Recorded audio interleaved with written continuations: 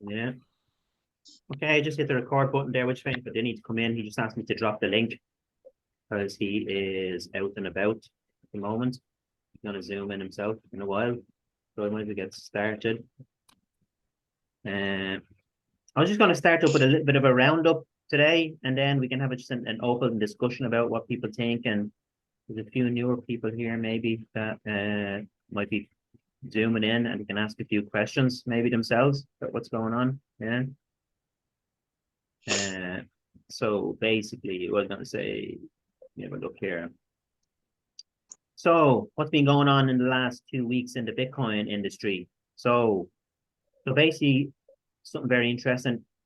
ERCOT, right, which is the Texas Power Grid, paid Riot Platforms in August $7 million to shut down producing Bitcoin during the heat wave in August. So ERCOT paid Riot $7 million to cut the power as the historic heat wave pushed Texas electricity demands to record levels. Little bit of a twist in the story. On September 6, 2023, CNBC published a story titled Texas paid Bitcoin miners Riot's $31.7 million to shut down during the heat wave. And unfortunately, this caused a sensational and inaccurate headline, has caused confusion, which would likely to dispel the miner. But what really happened was in August, Riot provided over 84,000 megawatt hours of energy to the market in Texas to reduce overall demand, lower consumption, consumer prices, and stabilize the grid during the heat wave. This ensured that consumers did not experience disruptions during extreme temperatures. So Riot cut back on the power usage by over 95% during the peak demand period. Riot earned themselves approximately $7 million from the Electricity Reliable Council of Texas, which is the ERCOT service program. Riot also sold approximately 24 million of pre-purchased energy to its energy provider, TXU, pursuant to its long-term power purchase agreements.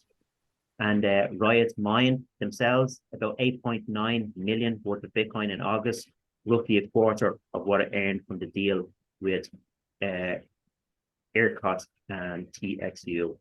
So there was a bit of a different story, basically, that CNBC put out. Saying that they got 31.7 million from the electricity board.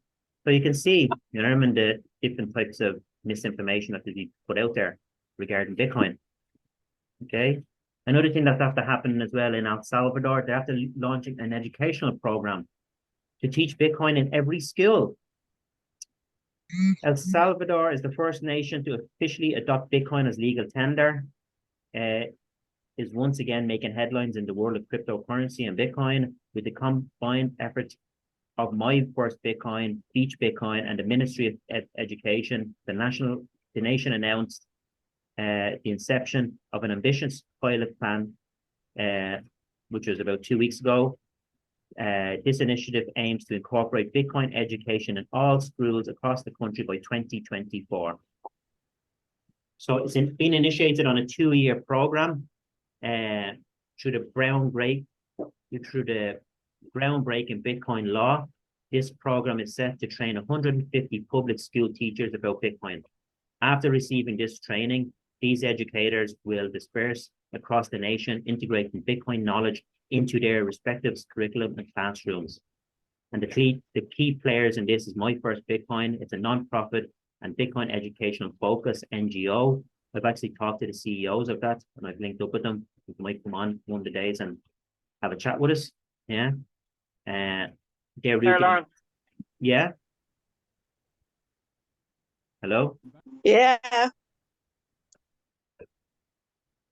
Okay. They're rooted in El Salvador. Can hear you now, Lauren. Hello? Can you hear me?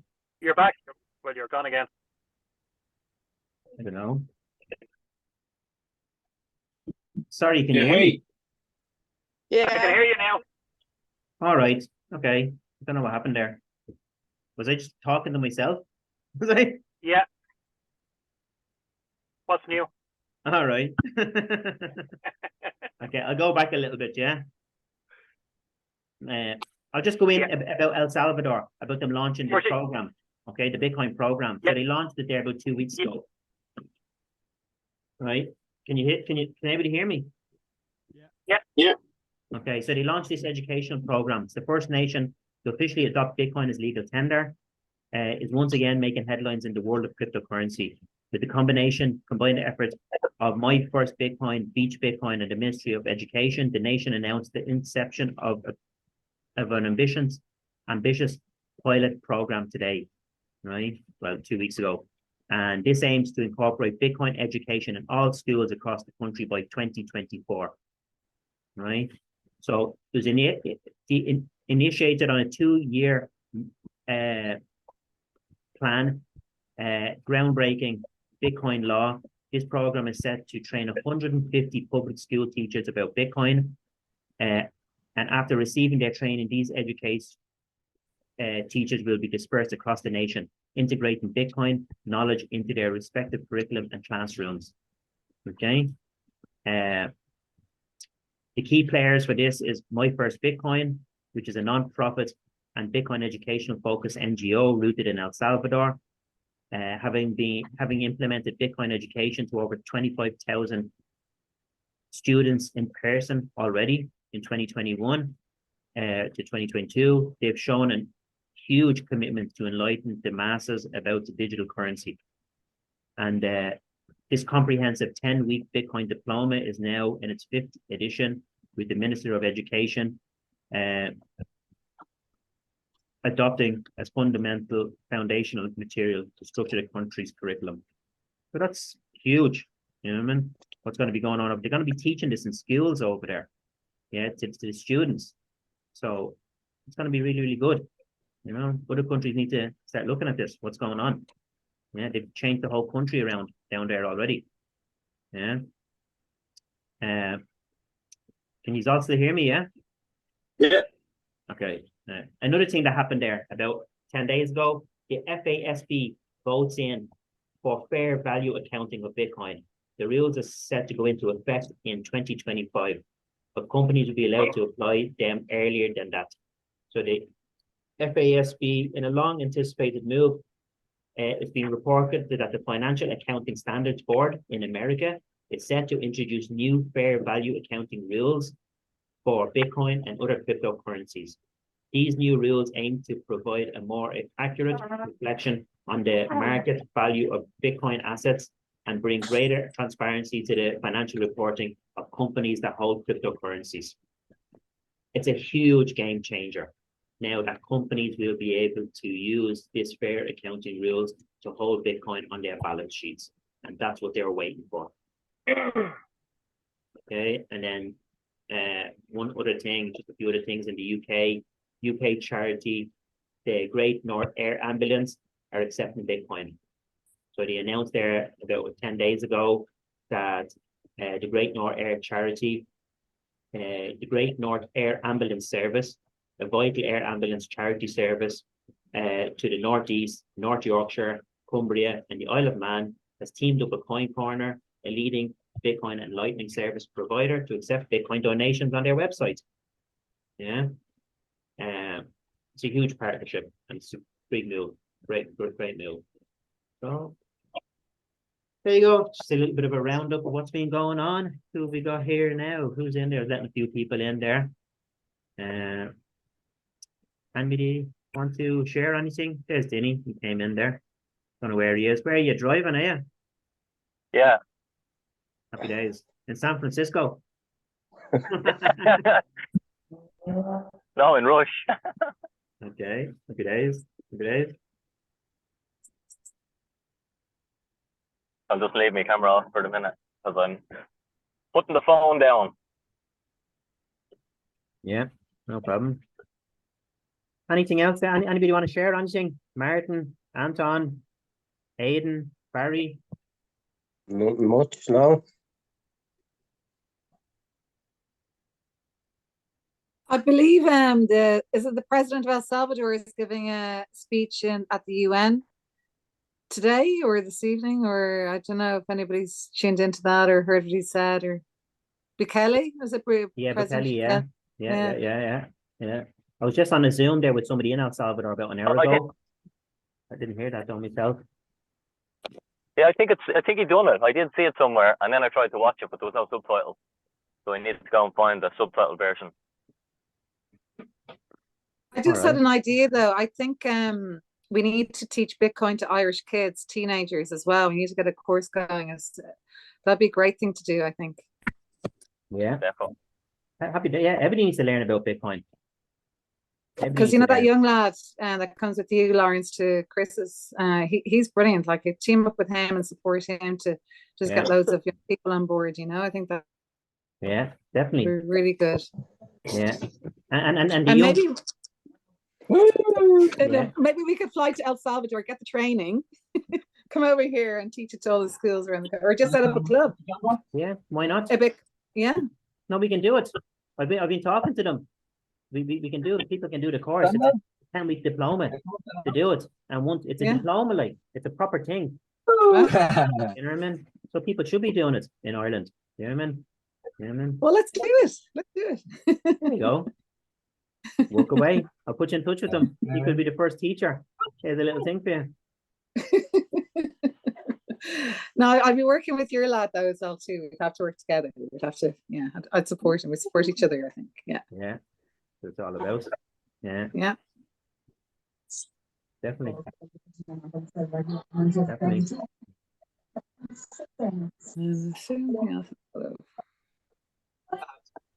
Anybody else want to jump in there?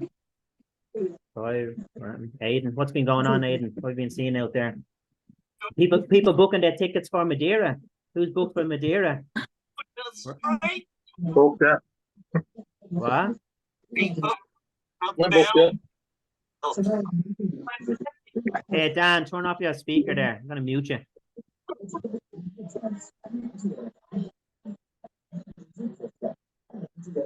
By the way, I'm just here with my friend Phil as well. So he's just tuning in as a guest this evening. So he's completely new to the Bitcoin world. So my mate Phil is just a And also I heard, isn't Cuba thinking of going the same way as El Salvador now? Isn't there talk about that too? No? There's a lot of countries And Argentina. There's a lot of countries looking at it. I think if that guy wins in Argentina or Venezuela, wherever he is, he's going to go into the Bitcoin standard. That's going to be massive because they have been allowed into the BRICS. You know what I mean? They're looking to join the BRICS in January 2024. Yeah, that's what a lot of people aren't hopping on as well. What's going on with that BRICS? There's huge movements going on with that BRICS. You know, and in January, Argentina, Saudi Arabia, Iran, a few other countries are going to be allowed to join it, full membership. It's going to be massive. Oh, things are changing quickly, you know? Yeah.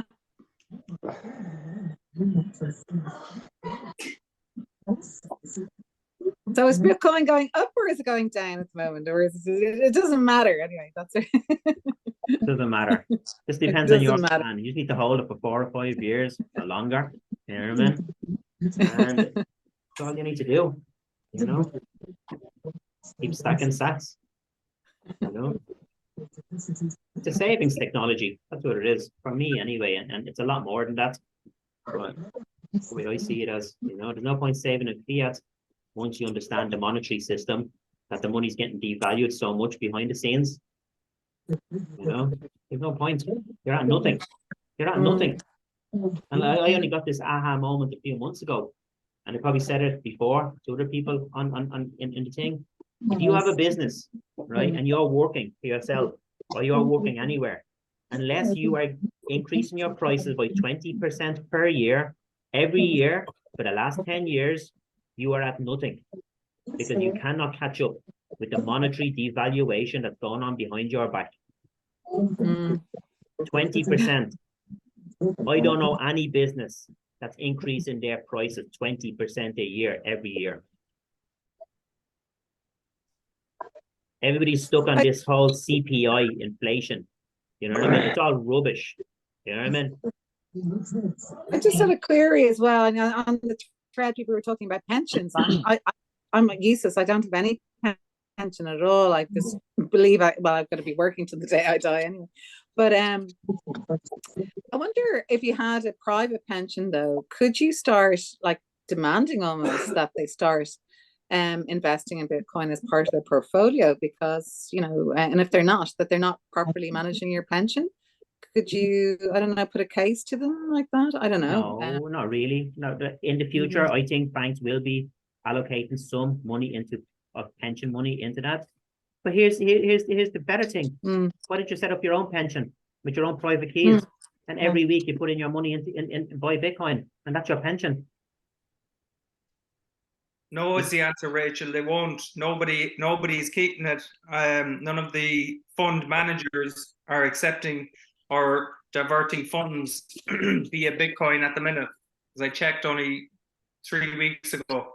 Well, that's reckless. That's not savvy business acumen. I mean, it's just, you know, and don't forget, like, as let's say Canada Life put 5 million on their balance sheet for us in our pensions, and it dropped 20%, then they would have to show a loss of 20%.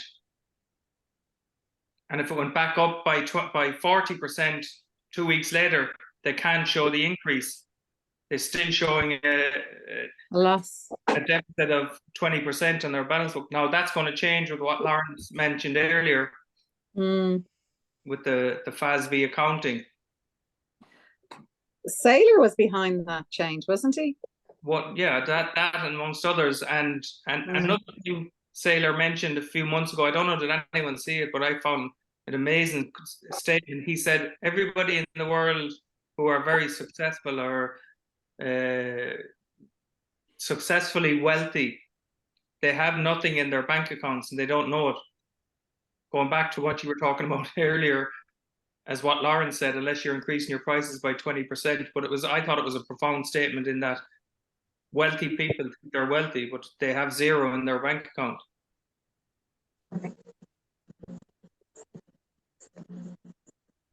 Explain that a little bit more, Aidan, because I think I'm a bit confused there. It's all basically, if you have zero, we call it $1 million because that's what he was talking about. But let's say whatever amount of money, you don't have it in your. It's there. It's on your. It's on the bank's ledger, and it's there now. But the half-life, as he calls it, the half-life of that amount of money is 25 years. I think it was 25 or 35. It's like the same as gold. So you think you have it there, not really there. So what he was saying effectively is, if you're retiring at 55, by the time you're 75 or 80, I think it was, you've no money left. So if you live till you're 90 or 85, you're goosed. Oh yeah. Yeah. Yeah. Instead of trusting the banks and pension funds and all these, when this collapse comes, a lot of these pension funds are going wallop. Like what happened in 2008 and 2009. A lot of people lost their pensions, but people have a very short memory. But the problem is we're going 10 times worse than 2008 this time. So would you advise anybody that has a bit of money in a pension right now to cash it in right now? Well, what I'm doing, advice, Lawrence. But what I'm doing, Rachel, financial advice. It's not financial advice. No advice. We're not giving any. This is only education. What I'm doing, my pension, I set up an executive pension plan, right? Through a vehicle in one of my companies. I'm allowed to take that out when I'm 50. The way I set it up, that's out next month. I'm stripping the whole thing down. And you know where I'm going to be going? Moving it from fiat into something else. Yeah. I've tried everything to cash mine out, and I can't at the minute. But I'm just waiting on this man here, actually, that just joined to have a chat with me. But that's I'd be in the similar boat as Lawrence. I have a sister who thinks she has 100 or 150,000 in a pension fund, and that she's happy out sorted, you know. And I'm not trying to say no, you're not. But I don't know how to kind of, you know, explain it to them though. You know, that's the hard part. You know, it's just some people think it's really safe, and no, it's all good. It's, you know. Well, can I just ask a question? And with regards to the pension, because we've been through this recently where I had 10,000, I invested 15,000 in the pension, and it was down to 10, and I actually just decided I'm taking it out because I don't think they're going to be there in 2 years, especially when I need it. So I had to get it out, but I got it out with, you know, they taxed me on the way out, but you can't cash a pension in. Mine wasn't huge. It was just a small one that I started in about 2006, and then it sat dormant. I wasn't doing anything. I said that's better out than in boarding the hands worth two in the bush. No, I took a bit of a smack on the tax on the way out. Yeah, they tax you. But, Yeah. Yeah. you know, Depends on your age. Once I hit 60, I can get mine. absolutely correct. Yeah, over 50. There's a special clause there. If anybody wants to do it, in case you think, I'm only saying it in case somebody thinks they can't and they want to. You actually can, and you probably know the clause better than I do. But it's a very unusual name. But as they told me, once you're over 50, you can get it out, and depends on your earnings at the time, and in the out and previous to that for a couple of months. But that depends on what tax bracket if they're going to tax it at 20. You know, it depends on what type of pension you have as well, though. Yeah, this is just, I think, a basic one with Irish Life. Right, yeah, that's a private. But if your company is paying into a pension for you, I don't think you can take it out unless you leave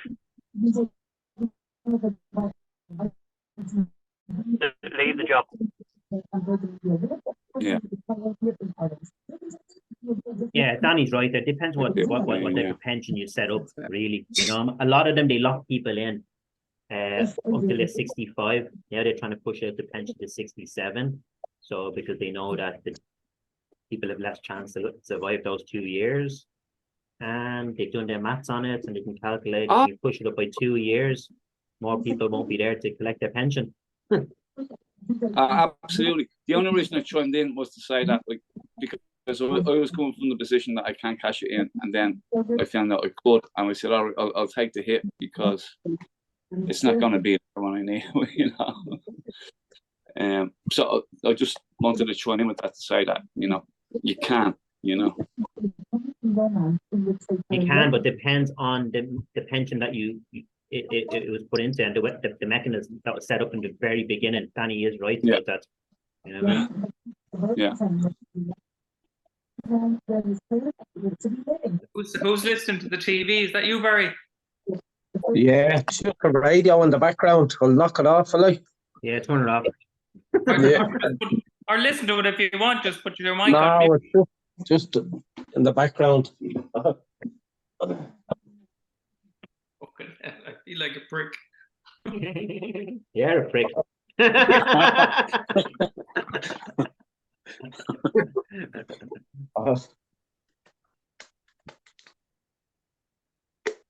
Anybody else there wants to chime in with something? I was just going to say, Lawrence, that we were chatting earlier about what everyone seems to be chatting about there is how rich people can't see what's coming. Rich people, no matter how rich you are in the fiat world, you need to understand that no one knows how money works. Even Sailor, as smart as he is, as intelligent as that guy is, 4 years ago, he didn't know how money worked. He didn't know how the system worked. And that's what you have to try and get your head around, that just because someone is rich doesn't mean they have a fucking clue what's going on or how they're going to get wrecked in the next 10 years. Because they're measuring their wealth in a fiat number, whether it's dollars, euros, or whatever, and that number can just be totally changed. Just like, as Lawrence always reminds us over the last 3 years they devalued our money by 40%. What can they do in a decade if they've done that in 3 years? You know, so everyone who thinks they're comfortable and has a great pension, I don't think they're as comfortable as they think they are. Regardless of their status or what they've done in the past or what wealth they've generated, I would not take financial advice from them if they don't know what Bitcoin is, because they clearly have their head in the sand. The second thing then is, once you come to understand all this, I was most of you guys are probably aware I had investment in whiskey, and I was chatting to the guys there because you can actually cash it out now, and it's done like 21% over 3 years, and I'm just like, 21% over 3 years, it's like, just give me the money back. He's like, yeah, it's going to start growing exponentially now. I'm just like, what are we going to do? Like 4% a year? 5%? It's not even beating inflation. There's no point. So I'm like, right, I know I was trying to be diversified and trying to have exposure to other assets, but why the hell do I own this thing when I've the money that I put into that, I've actually destroyed value, and I have to pay capital gains tax on it now to get back less of my fucking money. It's such horseshit. I'm just like, give me the Bitcoin. No one can touch it. No one can take it, and I can take it wherever I want to go on this planet. So that's going into Bitcoin. I've gold, and I'm just like, what the hell am I even owning gold for? Larry Fink has just called Bitcoin digital gold. Gold might double in the next 10 years. Whoop-de-doo. Inflation is definitely going to go up more than that. Like, why do I own gold? That's getting dumped. Everyone's getting dumped. Other than the house I own fucking and live in. finally starting to listen to me. Get rid of everything and just buy Bitcoin. The only thing that's going to bleed and save us, lads. Yeah, but like nothing else can keep up. So it's just like, what the hell do you own anything else for? Yeah. Yep. Most people don't understand what money is. And that's the main thing. They don't understand that the money is getting devalued so much behind our backs. But imagine you lived in fucking Venezuela and your money's getting devalued 100% a year. Imagine that scenario. Or in Turkey. Or in the fucking Lebanon. You know what I mean? It's coming to the West. People need to wake the hell up. It's coming to us. We can see it. Some of us can see it clearer than other people. It's going to take others a bit longer. But the majority of people are going to get wrecked with what's about to happen. I mean, like 95% of people and more. Don't make a plan. Just to ask Lawrence, like, you guys are all very, very bullish. What you see as the kind of risk factor is, because obviously any investment has a risk factor. I've a lump sum which I'm considering very strongly to put into Bitcoin, but I guess I got to justify it to my wife and my family and things, and you know, they want to know what the positive is, they want to know what the negative is. The positive, it's very easy to see because there's so many people talking about it, but what do you guys see as the realistic risk factor at this time? Well, the risk, I think, is how you custody it. Like, I don't see a risk in owning Bitcoin when, with sort of the information I have in front of me today, I'm like, the risk is holding anything other than Bitcoin, holding any other type of property other than Bitcoin. Seems to be far risk holding Bitcoin in the next 4 years. So I'd get something like that. But that's my personal perspective of how I see the world right now. It's a very easy picture to see, but I guess, you know, you always have to look at both sides of it really and weigh it up from that point of view, you know? Yeah. The main problem, Connor, is people have not done their homework on this. That's the main thing. They're not educated on what's going on. They're not educated on money, right? Does your family realize that the government between 2008 and 2019 were printing approximately 10% of the total amount of euros that was ever created in the last 18 years or 80 years? Do they realize that? Yeah, actually, I showed my wife, you know, that website where they show the debt in the US. No, I'm not talking about that. I'm talking about the devaluation of our currency. Do they realize that? And did she realize that between 2020 and 2022 that they devalued it by about 40% in 2 years? Yeah, that's 50% in 3 years. That's gone from the value of our currency. Most people don't understand that, and that's what the problem is. When you understand what's going on with our money, the fiat system, You know what I mean? We work, right? We use our energy, okay? And we get compensated in a thing called money. But most people don't even understand. I didn't understand it. You know what I mean? I didn't know what was going on. I also think, Lawrence, that people don't understand the difference between money and currency. There's a big difference between what's in money and what's currency.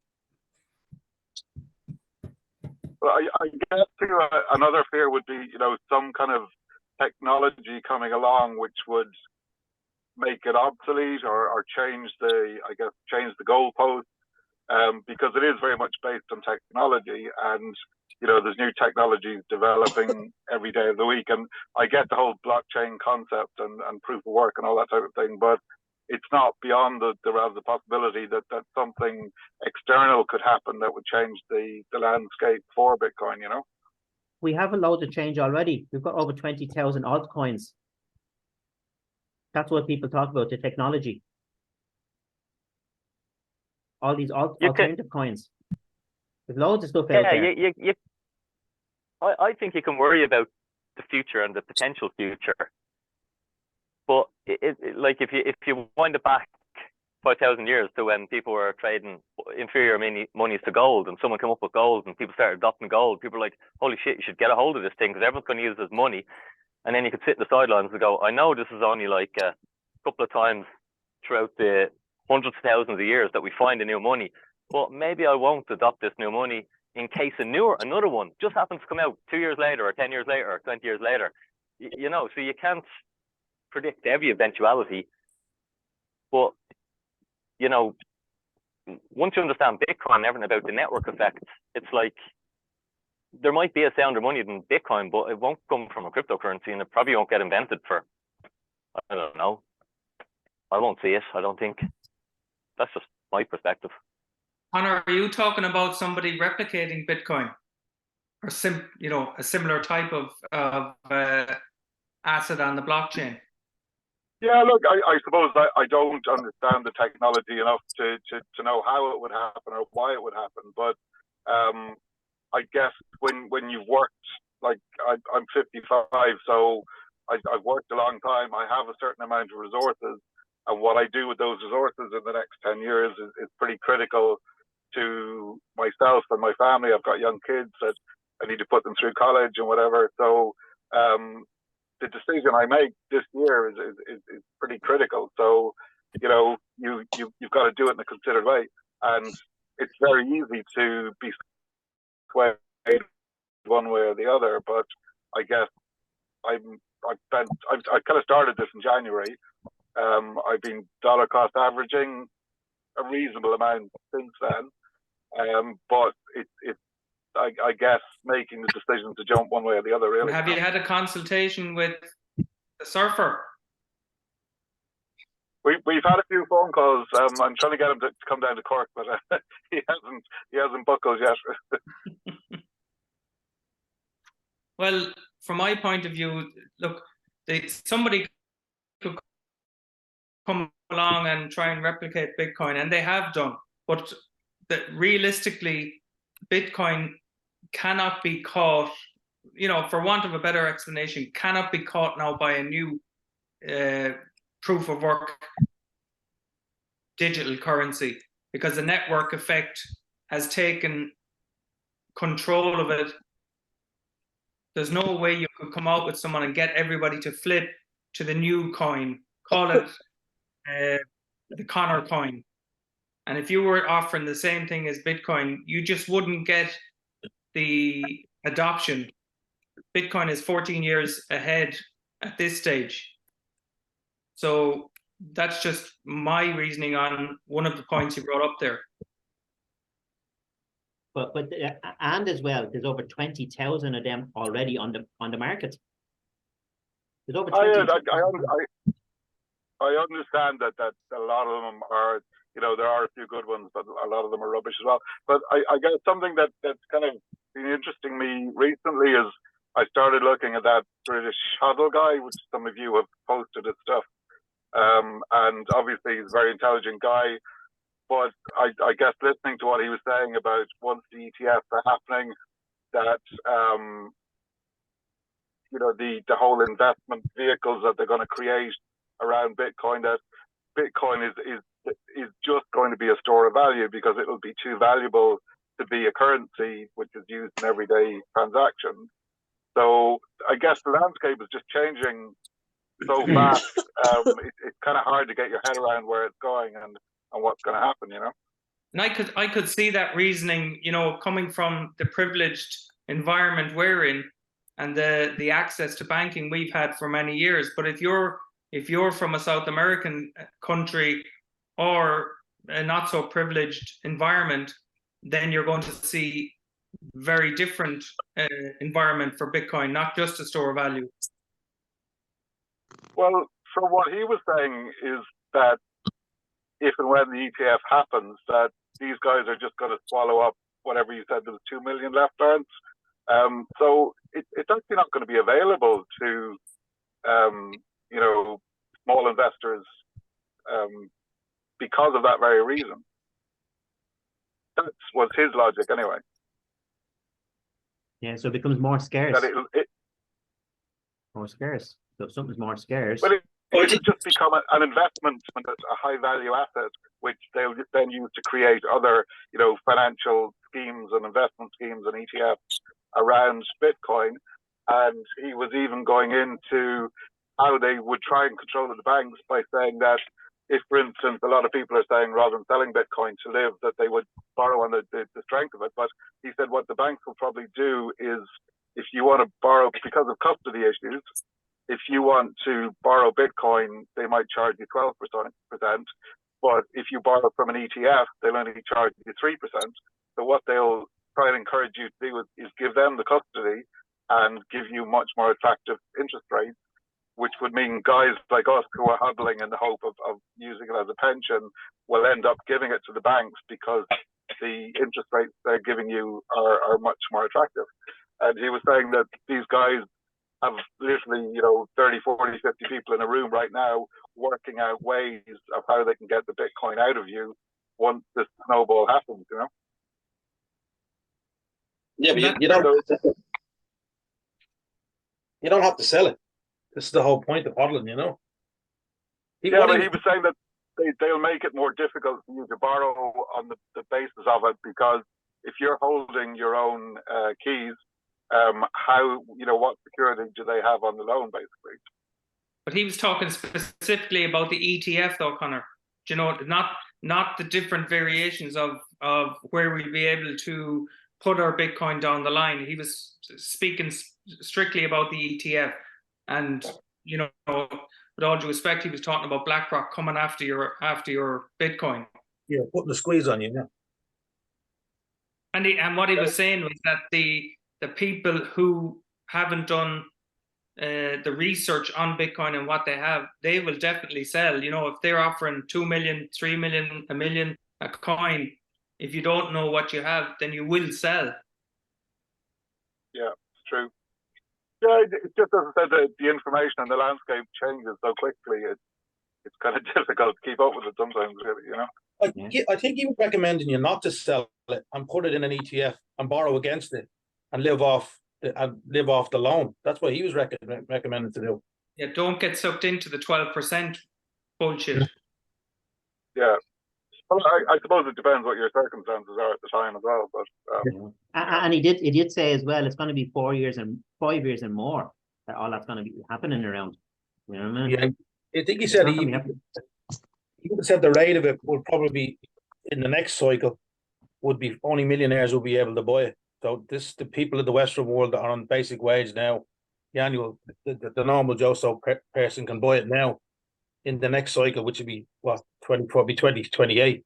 That's when you'll have to be a millionaire to buy it. That's the price he's putting on it. Yeah, interesting stuff. That's all interesting. Now it's going to be big changes in the future. So just need to accumulate what we can right now, because things going to be changing in the future. And only going to be that long before these ETFs are approved, and will we still be able to buy Bitcoin at what we're buying it for now? And Satoshis, Yeah, there's interesting stuff happening. It's all moving in the right direction, I think. You know, just have to keep on learning, Connor. That's what we have to keep on doing, and be in groups like this, jumping on Zooms and things like that. You know, when you can, and connect to the right people. Connor, do you know what Breedlove said about Bitcoin? If you were about somebody making a bit different version of it, he said it'd be like somebody trying to reinvent chess. He said, but no one else, who else in the world would want to play a different game version of chess, you know? Wouldn't make any sense. Just a simple way of analyzing it, you know? Yeah, I suppose, like I said, there's so many financial institutions just looking at different ways of taking people's money from them and changing the game and rigging the game and whatever, you know. I guess because it is technology that, I don't know, it's just something in the back of your head, really. Yeah. Yeah. So that's what the main thing is about. Learn about it, learn about self-custody. If you have a few Bitcoins, spread them around on different wallets, maybe.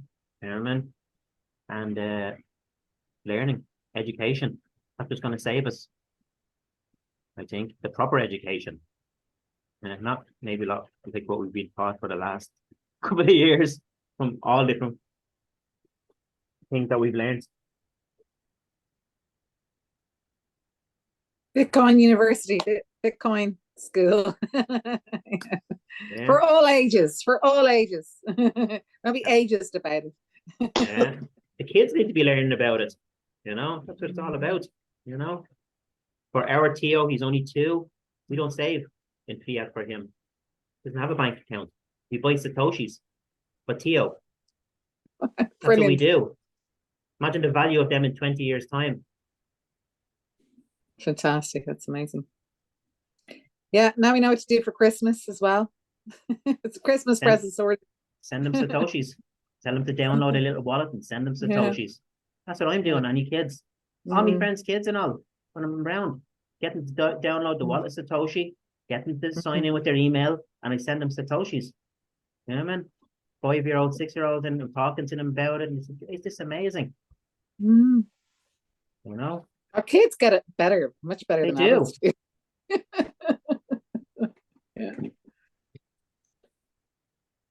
I'm just looking at Connor and his son there beside him. Does your son get it, Connor? Yeah, no, 3 kids, and they've all got their wallets. They were hugely into it because we started in January, and we used to watch it every night. You could literally see it going up when they were going to bed. But recently, they're a bit disappointed in the price. But it's starting to go down a little bit. But I keep telling them they can buy more when it goes down. So yeah, no, they're all into it. That's great. It's on sale now. It's on sale when it goes down. Everybody loves a good sale. That's what I've been doing.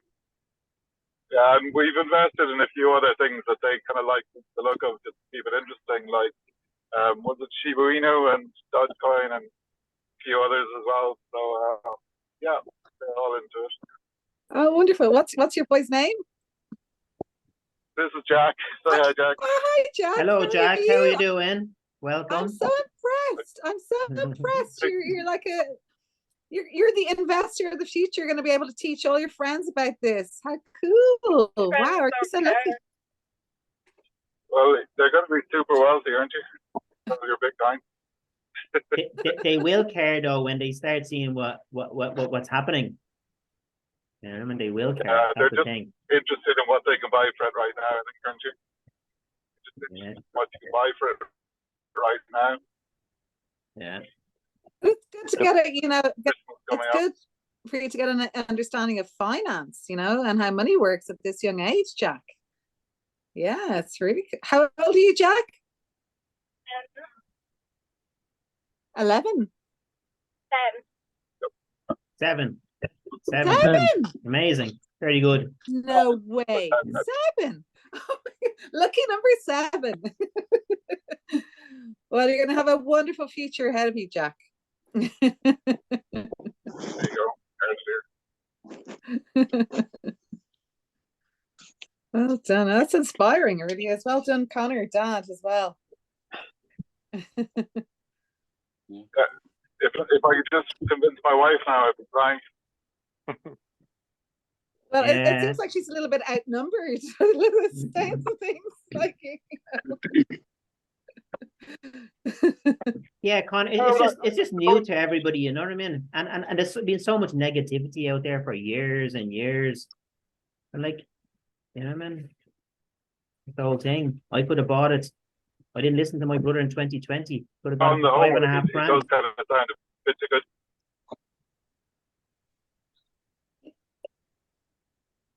Sorry? I tried to buy Bitcoin in 2014, and it was just too complicated. And I was like ready to do it, somebody to invest, and I was going to put a couple of grand into it.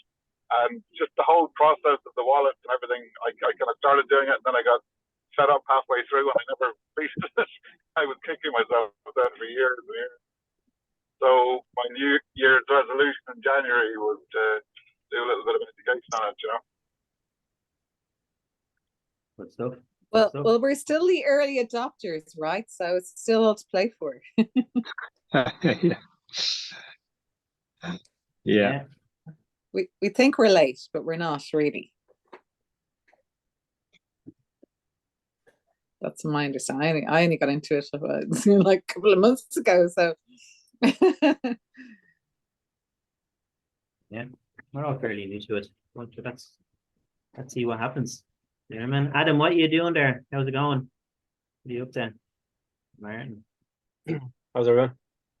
Good. What's I heard something today about Kraken being, is Kraken the only regulated because they're a bank, or the only regulated exchange? Is that true? I know they have a banking license, or is it a fully banking license? I don't know 100% now. There has been talk about it. I don't know. You know what I mean? That being said, you know what I mean? They never really challenged the SEC about what happened. They paid him $30 million fine about 2 months ago or 3 months ago. You can see all the bigger boys like Binance and Coinbase going up against Grayscale, going up against the SEC. They just paid the fine from the SEC and they're out to rock on. You know what I mean? But I heard that they did have a banking license before, but what about them anyway? Just a safe platform to use, perhaps, for people who don't want to be worrying about what exchange is going to go down. Seemingly it's the one to use from what I'm hearing. I don't know. I use Kraken. It seems fine, but they have asked me for extra information recently. But that was more in relation to how much do I earn, what do I do, how much crypto do I plan on buying per month, that kind of thing. I think before they weren't as KYC regulated, but now they're getting more regulated. They want to type a few things themselves in KYC, which is know your customer details. So I think that's why they're asking people that as well. But the main thing is, even if you buy it on Kraken, you need to take it off the exchange. The only way you know you have Bitcoin. Yeah, I was using Kraken for quite a while actually, and I found them very good. Actually excellent. And like that, they were asking for extra information, and I was reading all through it, and they were asking for quite a bit. So when I was up at that event, with Denny and yourself, Lawrence, I was talking to a young fella, and he talked about the Swissborg wallet. So I've started to use that, and they asked for very little information, and it's actually quite good, very straightforward, transparent to use, and yeah, as you said, Lawrence, you just buy it, on your wallet, and then I transfer it into my Lightning wallet, and then into my Ledger or whatever, and that's it. I can't be doing with this looking for extra information and that. I just came away from that. Yeah. Not your keys, not your coins. Yeah. Always remember that. Yeah. If it's on the exchange, you don't know if you own it. Oh no, I don't have it on the exchange. I just have a bit on Min Wallet and then transfer it in, and that's it. I'm looking to spread it out a bit, various different places. Yeah. But I was saying the next 6 to 8 months is going to be very interesting. What's going to come down the line?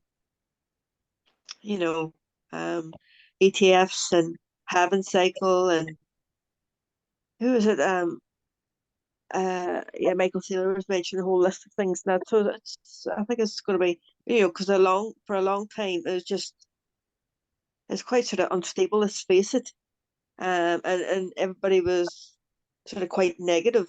Well, since I've come into it anyhow, because I came in about 3 years ago at the height, and it gone down quite a bit, and I just thought, right, okay. I just kept on listening and educating myself. I thought, right, every day or week, whatever, putting so much away, and now, you're seeing, for me, what I see, a transformation. I'm sort of getting to understand it more, and you're seeing the outer reality. For example, the prices of things and that, and more and more people talking about Bitcoin and becoming aware of it. So to me, that's all, a positive. And I say this over and over again. I mean, the banking has changed so much. I went into this one particular bank, and I've got a bit of money and whatever, and I just, between the cashiers or whatever, like, they're playing on their phone, they're lying up against the wall, and you wouldn't have seen that 4 or 5 years ago or more. To me, they were much more professional, but now I don't know. Let's just say they're not as busy as what they used to be, and I never see cash like you used to in banks. It's less and less. That's me anyhow. This one particular bank anyhow. Don't know if anybody. This is in the north. I'm seeing this. I don't know. In the south what it's like. I just get a very different feel. Whenever I go into banks now in comparison to when I used to a number of years ago. Never trusted them. I could never understand why. For years and years, I never could really fully trust banks, and I never knew why. I could never put my finger on it, but now I know why. But yeah, to me, the landscape of banking has changed, and it's when it's like, yeah, it's quite sort of eerie, and yeah.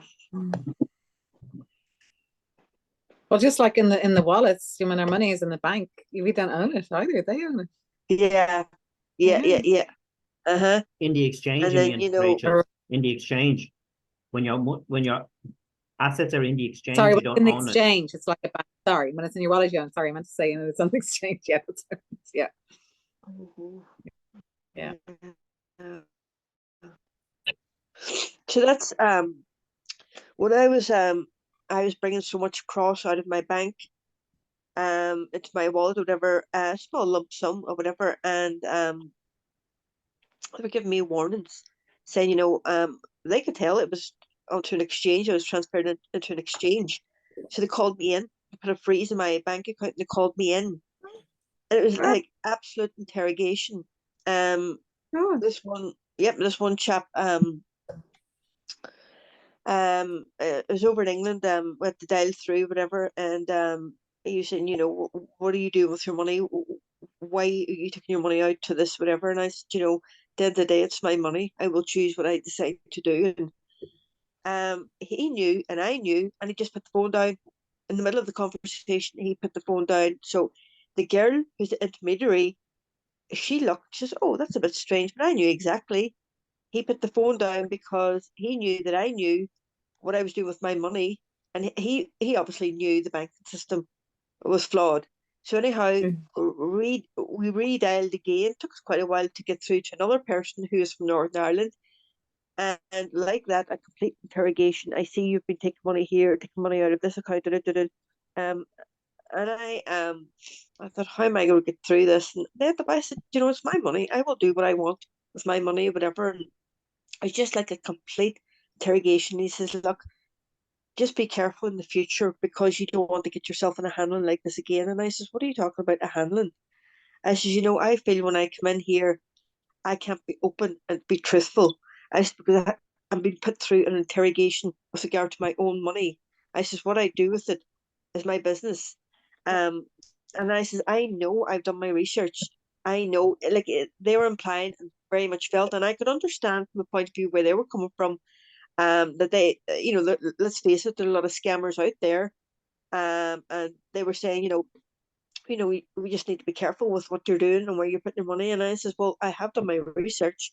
I do know. And he says, right, okay. He says, just be very careful because you're going to get yourself into the same handling again. And I just smiled and I says, right, okay, whatever. But I've still been transparent out. But yeah, I've noticed the banks in the north more difficult to take your money out than the banks in the south. More difficult. It really is. It's only going to get harder for every Yeah. bank in every country. Mm. Even though Well, it's your money, as you say, it's not your money. Once you put it in a bank, you give up Yeah. ownership of that money, and that's just why I'm more comfortable with having Bitcoin. And with regards to the price, just what Connor was saying there with his young lad and not being impressed with the price action, this is the penalty that we all pay for the fact that a lot of our peers will say we got lucky. Is that, like, I love buying Bitcoin and then I buy it and the price goes down and it doesn't affect me one bit. It's like almost rite of passage. It's you have to buy it and watch it trend down. But when the market turns around and when the bullish news comes, you rip your face off in 3 or 4 months. You refresh your phone every couple of minutes and your net worth is just growing exponentially and more money you can earn by working as hard as you can for the whole year. And that's the thing. You just stack. And when the market turns around, the fundamentals play out eventually. The short-term noise and the manipulation, that's just part of it. Let it all happen. But once you realize that Bitcoin is the only thing that we can print on the whole planet, can print every other asset, every other type of money we can create more of. Bitcoin's the only one that's finite and everyone needs to own it. And the fiat system in the Western world is deteriorating. In the Western world, everywhere else it sits in bits. So it's just become the foregone conclusion to me, and I just happen to be living through it with all the information. And it's just a question of time, as a question of if, it's just when. So I don't worry about short-term price action. I don't care if I exchange all my gold for Bitcoin and Bitcoin draws down 50%, 60%. It makes no difference because I didn't own the gold for next year. I owned the gold for the next 30 years or whatever length of time I live. Like, it was just a protection of my wealth that I'd never need. And I think Bitcoin's going to do a better job of that. Yeah. It really is all about education and awareness. Won't you, and you're hearing various different people singing, basically the same tune, saying things with regard to Bitcoin, but maybe saying it in a different way. It really solidifies your faith and confidence in it. That's how I have been able to buy since I come in. Although sometimes in your mind you would question, you think, oh, whatever. And it's like and that's the thing. I tend to, and I find now when I'm out and about, I automatically talk to people about it. And I walked into this garage, would have been several months.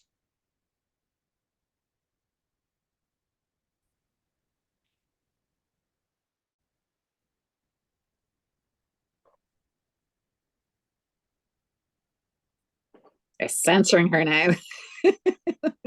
Difficulty, and I think he was a bit afraid because he couldn't get his money out. But just as I was ready to walk away out of the garage, and I know this man, I don't think he does a terrible lot of business because he doesn't have a lot of car parking space around his business. But just as I was ready to turn and walk away, he said to me, and this would be about a square footage of about 1,300 square foot of a garage. He says, I was offered 1.5 Bitcoin for this premises here. And my jaw just dropped. I says, right. He says, but I didn't take it. And I went, oh, right, okay. I says, well, his brother-in-law was into Bitcoin buying it and whatnot. And I says, you'd be as well to sort of speak to him and get yourself aware. I says, because what's coming next year is going to be massive. And I says, if you can, just dollar cost average a little bit and just, make yourself more aware because that's what it's all about. But he was offered 1.5 Bitcoin. He'll kick himself big time down the line. He's struggling. And as you say, Lawrence, what he would need to do is put up his prices 20% each year to stay even. Whereas if he took self custody of that Bitcoin and went off and done something else, would be and if he had the awareness, he'd be a happier man, and have more freedom, and well, he could choose to do what he wants. If he decided to do a course and do something else up until that Bitcoin takes off big time. But yeah, 1.5. Yeah. He'll kick himself in the next cycle. Yeah. It'll But stay with him. it's down to the education. He's not educated on what he got offered. Yeah. Yeah, no, he wasn't. I didn't want to say too much to the man. My jaw just dropped because we were near the end of the conversation. And I went, right, okay. And I said, you might want to hook up with your brother-in-law again. He just said something like, oh, he was a wee bit stressed trying to get something set up. I don't know if there's ledger or whatever. And he thanked me for the conversation that I had with him, because I could see it started him to think again, about it and that. But I just left him. I left it on that sort of a tune, because I thought, Jesus, 1.5 Bitcoin. Now with my awareness, I would grab the person's hand and be on. Each of us in this group would. You would, Lawrence. You would, Denny. And many other of you would. I was just telling Dinny. I was just telling Dinny there, right, to get what I've done in the last, say, 3 weeks. Okay, I went up to the yard, right, and I know you probably heard me saying this before, like about you can just sell fucking all the scrap that you have and whatever. The stuff around us. There's a lot of gas bottles in the yard. I said, I wonder how much you get for them. I'll buy Satoshis for them. I put them up on Dundee, €250. I sold them all. Bought Satoshis. Right, we had a van outside one of our properties. Right, I was sitting there for 18 months. I said, I wonder how much I can get for that. €1,500 straight into Satoshis. I'm selling bleeding everything, all the scrap around me, turning it into bleeding Satoshis. And we all have things like that, though. You know what I mean? Yeah. Yeah. I have a friend, Lawrence, who has. And then Dinny rings me today and starts telling me about what he's gonna do. I says, okay, nice one. I must get the number of that guy, because I've got a friend who has more of those gas canisters and they need to be gone. So if they can sell them for a few. Yeah. Satoshis, yeah. Yeah. Or receive Satoshis in return. Brilliant. Put them up on Dundee. Because that's another big argument. So that's another argument I get a lot. Well, how can you use it in the real world? You can't. People aren't using it. But they are using it though. They are using it. There's 16 people on this program that I could send them Satoshis and get a service provided to me for. I know hundreds of people around the world that you could send them Satoshis. In the future, people are buying houses now, cars, motorbikes, everything.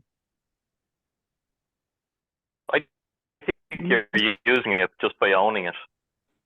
You don't have to be spending it to be using it. You're using it as a vehicle to basically store your wealth in over time. You don't have to ever spend it to get great use out of it.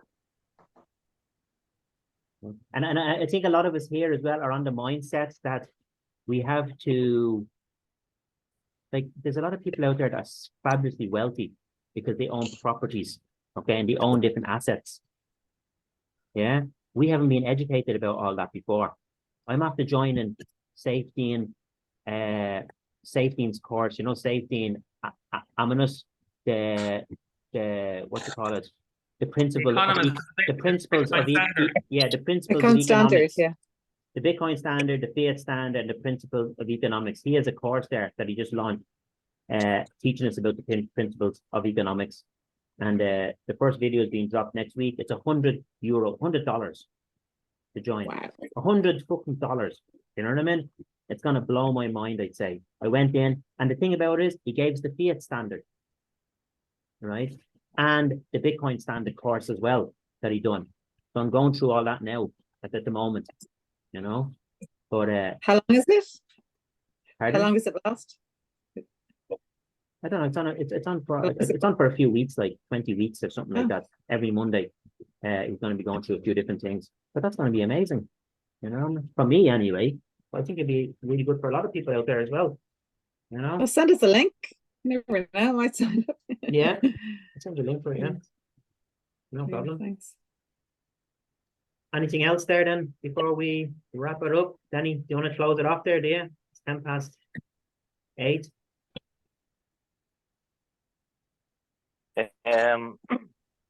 Jeez, I'm just after sitting down here. I'm getting ready for the second half. Keep going then. Oh no, I'll probably go up and get an old bath or a shower. I know, good chat tonight. Fair play for everyone who being here, and it's good to get the questions. Of, you know, through all at different stages, and I'm certainly at a different stage. It's constantly evolving.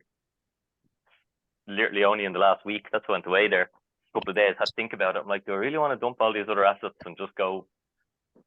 Like, I was already balls deep in Bitcoin, but like now I'm just like, put it on my house. All I own is Bitcoin. And it looks like I haven't done it yet, but you know, I sort of made my mind up. But when I was away, I was like, you know what, it doesn't make sense to own that else. Because there is no second best. I think everyone's missing when you that do the point. maths on it, man, when you look at it, you know what I mean? There is no second best. I've tried property, I've tried business, I've tried fucking everything. You know what I mean? We just cannot catch up with the monetary devaluation. Once that goes into your head, the monetary devaluation, we are at nothing. Yeah, you kind of don't have a choice really. Once you have the information, you realize that the decision is almost made. Like, because it's like, well, I suppose you do have a choice, but it's yeah, I don't know. It just seems all roads lead to Bitcoin, as I always say.